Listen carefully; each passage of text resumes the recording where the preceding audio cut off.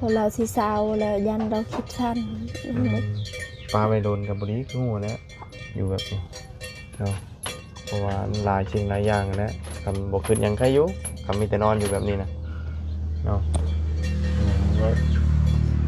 ลาวนี่แหละเราแบบคนสติบ่ค่อยดีคันคุณน้องเป็นคนนั้นนี่ให้เข้าไปอยู่บนนี้อยู่บ่ได้ก็บ่รอดบ่ได้อยู่แล้วคนปกติเนาะ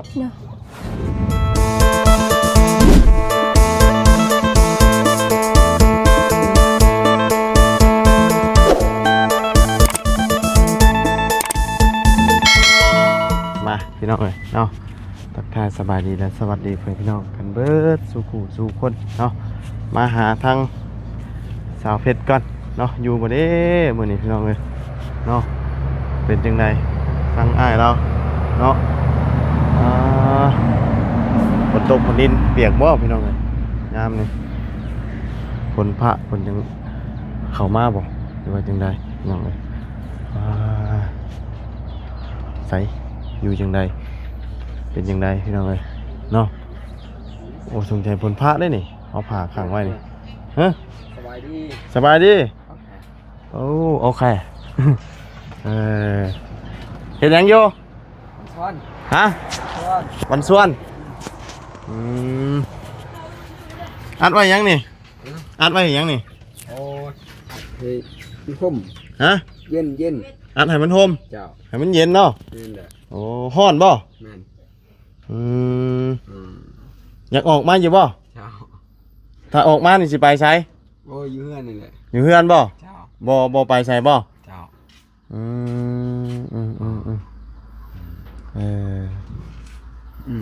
เฮ็ดให้ได้บ่ออกมานี่โอ้ได้บ่เจ้าเสียหยาก็ได้เนาะเจ้าโอเคกินข้าวกับยังมื้อนี่โอ้ยอาหารฮะกับอาหารเจ้าอาหารยังน่ะโอ้ยเพิ่นซื้อให้ปิ้งปลาคีบแม่นแหละเฮ็ดได้คือว่าปิ้งปลาคีบโอ้ยเพิ่นซื้อให้เพิ่นมาเฮ็ดคลิปนั่นล่ะเลยแล้วไล่ซื้อให้โดยปิ้งปลาคีบแม่นแหละเอาเดินปิ้งปลาคีบเนาะแม่นแหละแซ่บบ่แซ่บอยู่แม่นแหละผลพระบ่ผลพระอยู่บ่แม่นแหละเวลามันลมมาน่ะโอ้ยบ่เรียกเต็มบ่เอาไปพรมหั่นบ่เอาสบายดีเด้อทั้งน้องเป็ดเฮาสบายดีเอาอยู่กันบ่ทุกคนบ่มื้อนี้บ่แม่ยังบ่ได้มาแต่ให้ไปให้คือเก่าโดยส่วนหรือว่าอยู่ทุกมื้อบ่ได้ไปใช่เนาะโอเคคืออันนี้ในไปได้รีกันอายดาวเนี่ยจ้ะมันฮ้อนเพิ่นว่าโอ้เวลาฮ้อนน่ะอวยหัวมานอนทางนี้บ่แม่นโอ้เน็ตช่องบ่เน็ตช่องบ่แม่นน่ะโอ้เชือกนั่นเฮ็ดจังเชือกตัวใหญ่ๆน่ะเชือกตัวใหญ่เฮ็ดหยังน่ะโอ้นี่เหรอบ่ตัวนั้นนี่อ๋อมัดในหั่นมัดไว้บ่แม่นน่ะมาแล้วกูโอ้ยเอาออกมาไว้โอเคบ่เห็นได้แล้วแล้วหาก็ออกมาไว้เนาะแม่นออกมาไว้อาบหรือว่าน้ำมื้อนี่คำพุ่นบ่อาบน้ำคำพุ่นเนาะแม่นแหละเวลาอาบน้ำนี่แก้บ่เลยบ่แก้บ่เลยบ่ส่งเชือนี่เจ้าฮะแก้บ่ได้แก้เบิดบ่ใบแต่ส่งชลิดบ่แม่นแหละบ่แล้วเฮาก็ออกมาซักบ่เสื้อแล้วน่ะเราบ่ค่อยได้ใส่เสื้อตัวอื่นเราอยากใส่แต่เสื้อตัวนี้นี่นะ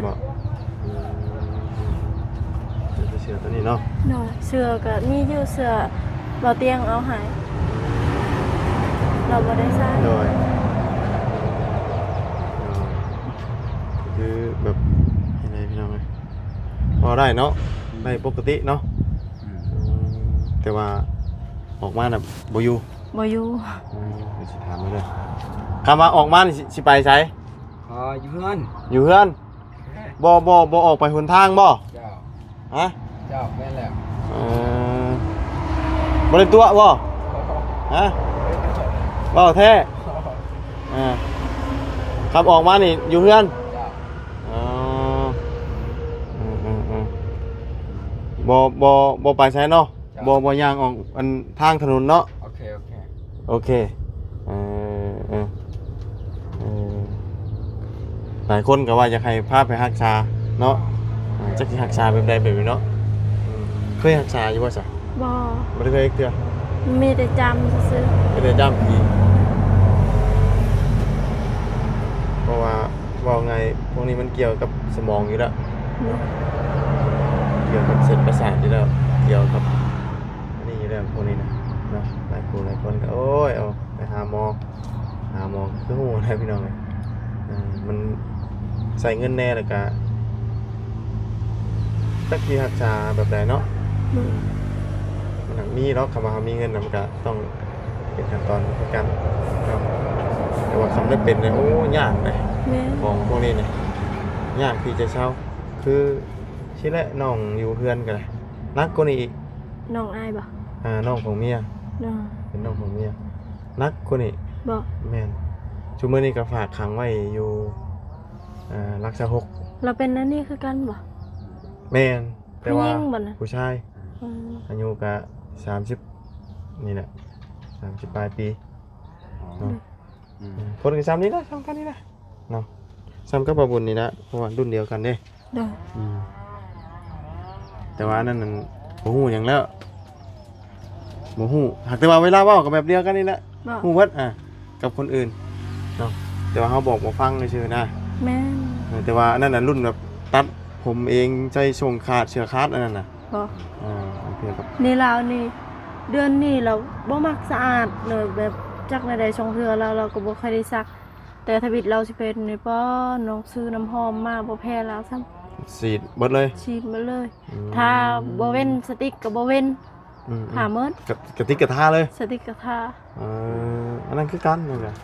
แต่ว่านั่นสินักกว่านี้ แต่คือว่านั่นมันหลายปีแล้ว มี3ปี 10 ปลายปีแหละ บ่ 10 ปลายปีนะอันนั้นเพราะหูสาเหตุอยู่มันเกิดจากอันนั้นแหละสารเสพติดเนาะคือเล่นยาลายเอาช้าๆเนาะก็เลยเอาคืนบ่ได้เลยเพื่อเตวิธีรักษานั่นก็ได้เนาะบ่เศร้าแต่นี่เราเล่นบ่จะตอนน่ะ จากน้องก็บ่ฮู้คือกัน บ่เคยเล่นอยู่บ่สารเสพติดเคยเล่นอยู่บ่ สติดบ่ ตะกี้เคยอยู่ เคยอยู่บ่ แม่นแหละ โอ้ตอนนี้ยาแล้วบ่ แม่นแล้ว ฮะ อยากแล้ว ยาแต่หึงแล้ว โดย ได้จักเดือนน่ะยาน่ะ ประมาณ2 ปีนี่แล้ว 2 ปี แม่นแหละ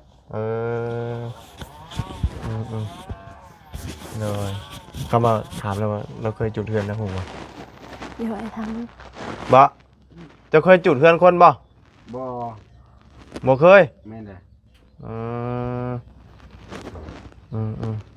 บ่เคยจักเทื่อบ่ แม่นแหละ เคยจุดยังจ้ะ เอาลิ้นไปตามทางนี่แหละ เคยเล่นแต่ตามทางบ่ แม่นแหละ แต่ว่าจุดเทือนคนบ่เคยบ่ บ่ อืม บ่เคยเล่นจูดเพิ่นคัน บ่เคยตัวนั้นเนาะ แม่นแห แต่ ละ เล่นตามทางย่างตามทางนี่บ่ย่านบ่รถต่ำนะ บ่ บ่ย่านบ่ แม่นแหละ เป็นในไหนคือบ่ย่าน เออ ฮะ มุติ บ่มีสติ แม่นแหละ บ่จักย่านบ่ บ่ย่าน ตอนนี้ได้ย่านบ่จ้ะ เอาตอนนี้ย่านแล้ว ย่านแล้ว อืม ตอนนี้ยามนะ ตอนนั้นน่ะบ่ย่าน อืม เคยตีบ่น้องสาวนี่ผู้นี้ บ่เคย ฮะ บ่เคย บ่เคย อืม บ่เคยได้จื้อบ่ได้บ่จัก ฮะ จื้อบ่ได้นะนี่น่ะแม่นบ่ อืม ในนี่แหละคนบ่จื้อนะ บ่จือบ่จำนะเว้าก็บ่ถูก แม่แต่ แต่ว่าคำถามเขาถามไปนี่ก็ได้อยู่คืออันอยู่เพื่อนนี่ก็แต่ว่าให้เว้าออกมาเองน่ะบ่ได้ บ่ได้ เพราะว่ามีแต่ว่าให้เขาถามไปเด้เขาว่าสิเว้าออกมาเองน่ะบ่ได้แล้วมีหันก็มีแต่ว่าอยากกินข้าว มีแต่อยากกินข้าวกันแล้ว กินข้าวเนาะกับอยากสูบยาอยากสูบบุหรี่ใช่นะ บ่ได้สูบ บ่ได้สูบนี่เนาะ ดอกสูบกับบางช่วงแต่ว่าเราบ่ได้ติดอันนั้นจะสูบนั่นน่ะตอนเราเป็นนักแล้วเราก็เคยเก็บมาสูบอยู่ อ๋อเดี๋ยวตอนนี้บ่ได้สูบเลยเนาะ ก็ย่ำลงครั้งนี้นี่ก็บ่เคยเห็นเราห้องว่าอยากสูบยากันคนติดนี่คันย่ำเป็นคนดีเราก็ห้องเนาะ แม่นอันนั้นดีหรือว่าบ่ดีสูบคือเก่า แม่นน่ะ สูบเปลืองอีกได้ เนาะ กินต่อพร้อม ในร้านนั่นน่ะบ่ได้สูบ แต่ว่าของมาว่าเขาถิ่มนี่แห้งมากของขาดๆนี่ไปหาเก็บมาใส่ ของเขาทิ่มชงยังมันก็เอามาใส่หมดส่งเสื้อเข้าบางทีมันก็ลัก แม่นชวนลายไปหาลักเอาแบบตามเพิ่นตากไว้หัวนี่ เพิ่นตากเอาไว้แล้วลัก ลักมาใส่ เมื่อนั้นจักส่งไผละนงส่งผู้หญิงเพราะว่าเจ้านี่ก็เฮ็ดใส่อีหลีเบิ่งนี่ส่งผู้หญิงเจ้าก็ยังนุ่งชงเฮาก็มีหลายอยู่ โดยแล้วก็แต่ว่าอันนั้นลักอยู่หักจักพร้อมเอาไก่ไปขายพร้อมเด้ไก่นี่ลักไปขายอีกลักหาลักไก่ขายพร้อมเด้ บ่เรามีแต่เราลักส่งแล้วก็ลักเสื้อคันเราเห็นเสื้อแล้วเราเห็นของกินแล้วก็เราก็อยากกินแต่ขออยู่เรื่องขอของอยู่ของกินนะแต่ว่ามันก็คนละแบบนะแต่นี่เราบ่ได้คอเลยของกินเราอยากกินนั่นแหละเรื่องจะขังเราไปเอากินของเวียดนะเราเวียดนั่นแบบมาไล่เงินน้ำนองมาแบบไปดึงเอาเลยแบบมาไล่เงินน้ำนองนั่นลาน่ะไปเอากินขนมเขาอันนี้นะเพิ่นไปไกลชุดที่ไปฮอดใส่ในชีวิตเราเรื่องสิเป็นไปฮอดนาบ่ย่างไปนี่โดยโอ้แล้วเขาเฮ็ดได้เขาจึงเห็นเพิ่นนี่นะ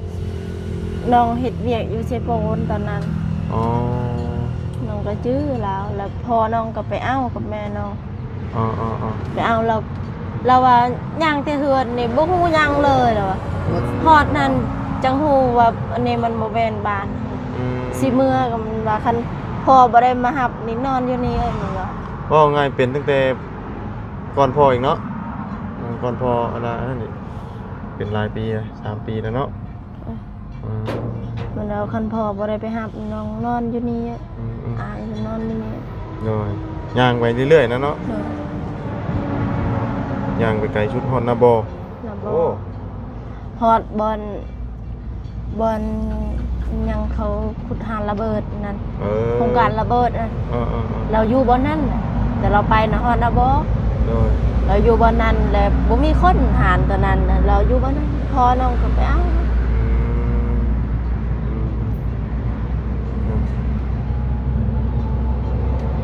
มีแต่ว่าทางไว้อย่างเดียวบ่จักมือจักยามอันนี้เนาะมีแต่ว่าครั้งแบบว่าเห็นเราใครๆก็สิปล่อยอยู่ก่อนหน้าสิครั้งนี้หนักกว่านี้แม่นบ่หนักกว่านี้หนักกว่าผ่านมาอีกแต่ว่าตอนนั้นเอาเข้าครั้งนี้มีแต่คนจับเราแบบว่าบ่ได้หายจักปีอย่างติบ่ได้จับบ่ได้หยังเราเข้าเองเราบ่อยากเข้าอยู่แต่ว่ามีคนแบบว่าอันอยู่ข้างๆแล้วอยู่เขาอยู่เลยเราว่าบ่นะบ่ไปนะเราก็ว่ายิ้มแต่ตอนเขาเฮ็ดเฮือนนี่มื้อนั้นก็ดีได้เรานอนท่าคันปกติเราเห็นคนนี่เราบ่มักเราสิไปเลยเนาะแต่ว่านี่นอนท่าเขานอนอยู่นี่เลยคันคืออายนี่คันอายมาอยู่นี่มันเอาเสือแขนยาวมันไปทางนั้นไปเลยเนาะบ่อยู่บ่มักคน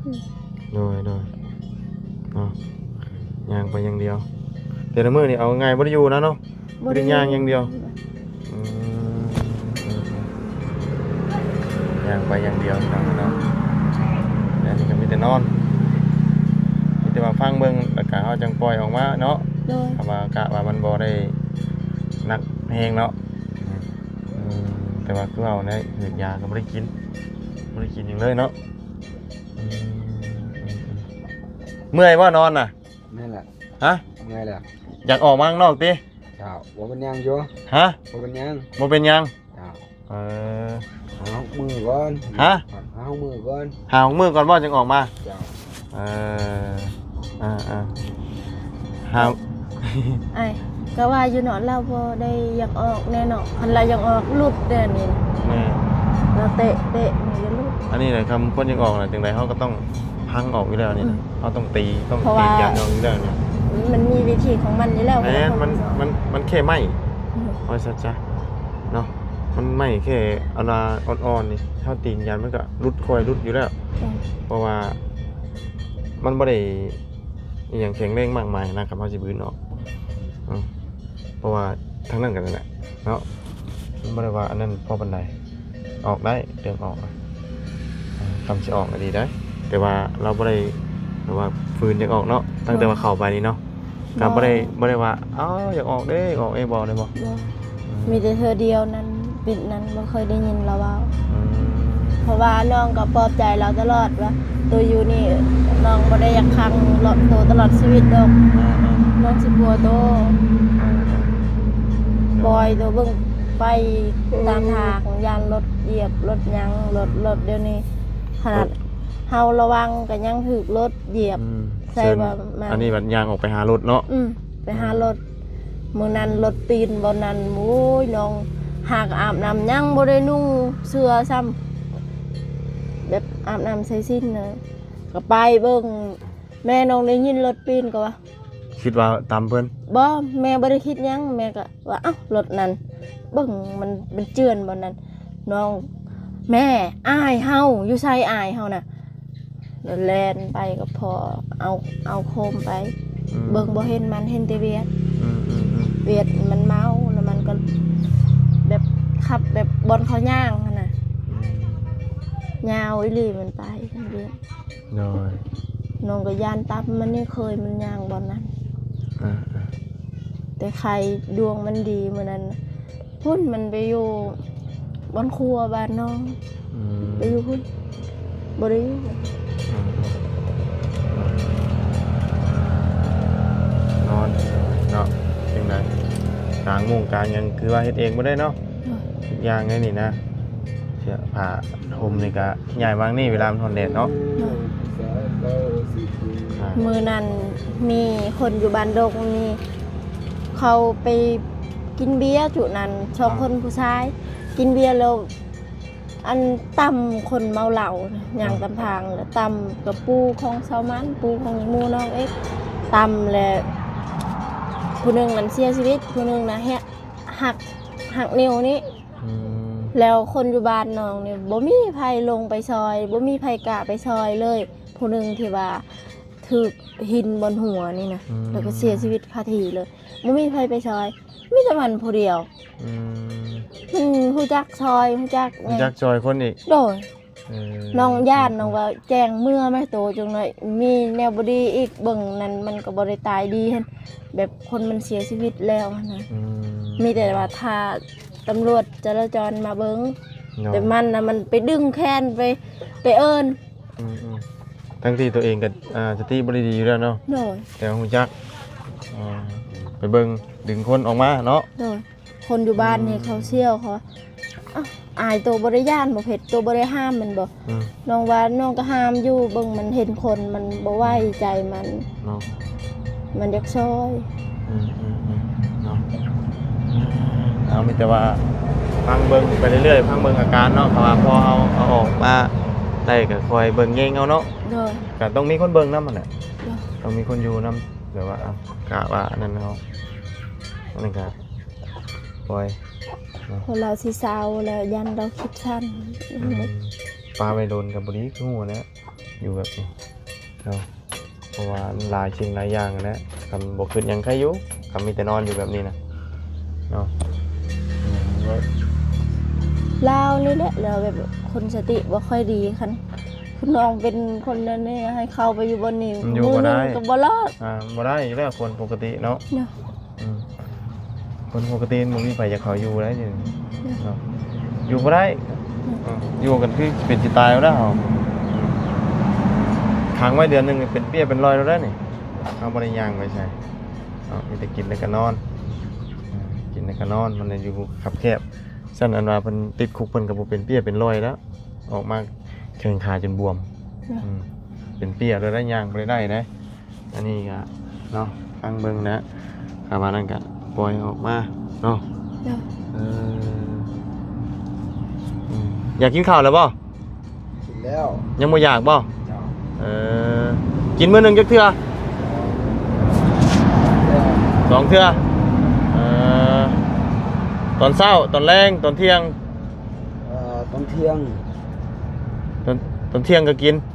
นั่นแหละ ตอนแลงบ่ได้กินบ่จ้ะ บ่ อดบ่ตอนแลงน่ะ เวลาอึด อืม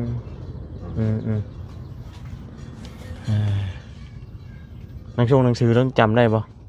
จำเอาให้เราอ่านได้ อ่านได้ใช่ไหม หนังสือลาวนี่เราอ่านได้ ยังอ่านได้อยู่เนาะอ่านได้ปกติ แต่ว่ามันมีตัวที่ว่าอันแบบมันวูบไปนั่นแหละตัวที่ว่ามันอยู่ในสมองแบบว่าเวลามันนั่นมันมาแล้วมันบ่ย่านหยัง บ่ยานหยังเลย มันบ่ย่านรถบ่ย่านล่างมันบ่เห็นหยังเลยนะ เมื่อนั้นเป็นมือเขากินข้าวงะน้องเบายังไม่ได้สักเมื่อนั้นเป็นมือเขากินข้าวงะเนาะแล้วมันก็เอาขนมเอาชิ้นหมูเอาหมักไม้ที่ว่าพอน้องซื้ออันจำนั่นนะจำอยู่เฮือนแล้วมันน่ะเอาไปจำอยู่พุ่นพ่อไปจำน้ำคนเสียชีวิตมันเราหมูก็อยากกินคือกันนะไอ้ต้น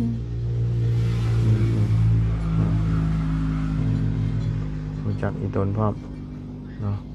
นี่จังไรมุดไปกัดเด้อนี่เด้อเห็นบ่มุดนี่ ก็เห็นแล้ว มันสิบ่กัดบ่ มันกัดเลย ฮะ ตะกี้ลายอยู่ดินี่ ขี้ลายบ่ นั่นแหละ นี่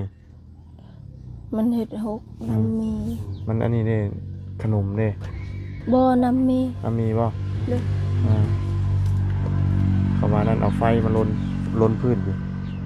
คำนี้อันอันโตอันเป็นเครื่อง เอาเด้อ เนาะมันหมดเด้หมดคันจับนี่ เดือดแบบเมื่อกี้ต้องเอาไปล้างนั่น อันนี้จะค้างมันแดดแล้วตอนเช้านั่นเนาะ โดยตอนเช้าแบบแดดขึ้นมาแล้วมัน พอตอนแรกนี่ก็ห่มอยู่นี่ก็ฮ้อนอยู่กับสิบ่ปานใดเนาะพอมันลมเข้าทางนี้ได้เด้ฝนตกแน่เนาะ โอ้ยตอนน้องยังบ่ได้คากมันนั้นมันนอนอยู่เฮือนนั้นมันย่างไปย่างมามันบ่ได้นอนเลยลองจนสิ้นแบบนอนเขาก็นอนบ่หลับ เพราะว่ามีหมู่ย่างแถว